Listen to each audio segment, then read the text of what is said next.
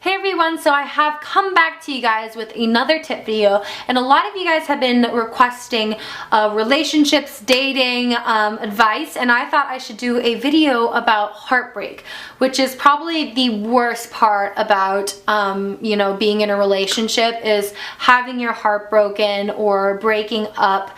And all of us will experience this at least once in our lifetime. My mom used to say the more heartbreaks you have, that means my mom says if you're going through a heartbreak, that means you're closer to your true love.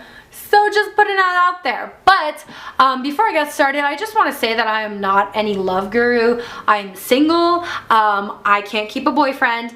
I don't attract men and that kind of stuff. So you could take my advice. You might not want to take my advice, but these are a few notes that I took for you guys just to kind of respond to all of your questions. So I'm just gonna jump right on into it, and I'm gonna keep on looking down because I have my notes down here. The first tip that I have for you guys is to always seek out comfort when you're feeling down and in the dumps after a heartbreak. Whether that means taking a really long hot bath, or reading a book, or going outside and running, or playing with your dog. Something that makes you feel comfortable and fuzzy inside. That's the things that you want to do. You want to do things that really do make you happy, the simple things that make you happy. Like for me, I really like taking hot baths, and I love reading books in the bath, and I also really like to play with my puppy. Like those are the things that make me truly happy, and it's just going back to the basics of what makes you happy. That's what you want to do. You want to find those things that make you comfortable, make you feel really good, and kind of de-stressify all the crap that's been going on. So tip number 2 is actually one of the harder ones, and it is to let yourself feel the pain. I know a lot of people act differently to different situations. I know that I'm the type of person to be very emotionless in front of other people, and then pretend that everything is okay. And I know some people are types to just bawl out their eyes and stuff like that. Whatever type of person you are, you want to make sure that you let your feelings out, because I know that sometimes penting up all of these sad feelings or bad feelings about a relationship can actually kind of come back at you in a bad way. It's kind of like putting a bunch of marshmallows in a really big box and having them all pile up, and then one day it's gonna explode because there's not gonna be enough space for all the marshmallows. So that was a really weird analogy, but anyway, let your feelings kind of go, whether you do it in front of other people or by yourself in your room in a dark corner. It doesn't really matter how you do it, but you want to make sure to let out your feelings, let yourself feel pain or sadness, because if you don't, you're gonna just hide it away and it's going to start building up. Try something new. I know that if you're stuck in a routine, whether your boyfriend or your girlfriend used to take you to Starbucks every day after school, or watching movies on Saturday night or something like that, try switching things up.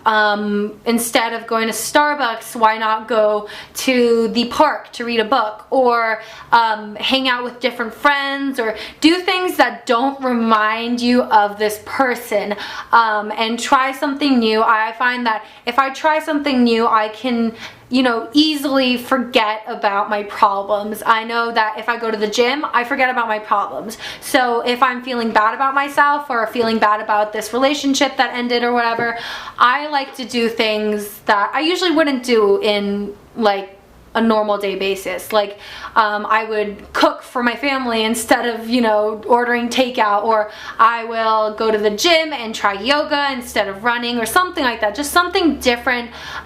Just a little tweak in your schedule can really change how you feel and how your mind will process things. And the last tip actually has multiple little sections in it, but it's mainly focused on setting yourself free and letting yourself kind of go, and letting go of all of these feelings. Now, the first thing to do that is stop trying to win this person back. Whether it's a girlfriend or a boyfriend, you want to make sure that you're like not trying to impress this person so much, or you're not trying to get this person to like you again. Because if you keep on trying, that's also going to keep this person in your mind, and it's also going to kind of be like what you do every single day. Think about yourself a little bit more.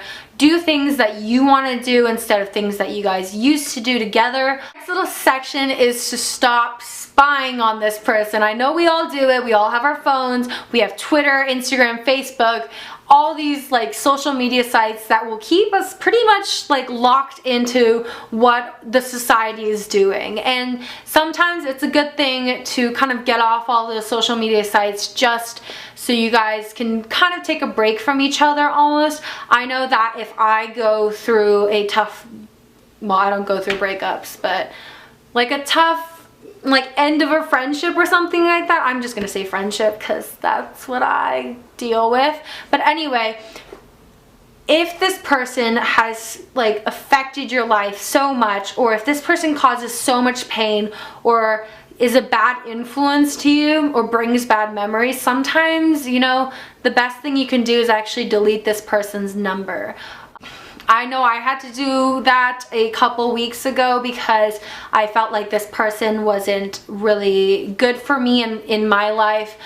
So it's a little bit hard to do that, but sometimes deleting your number, sometimes deleting their number can actually really help, because, you know, you won't constantly be looking at their name while you text, or you won't constantly see that they're calling you. This little section is to take time away from this person.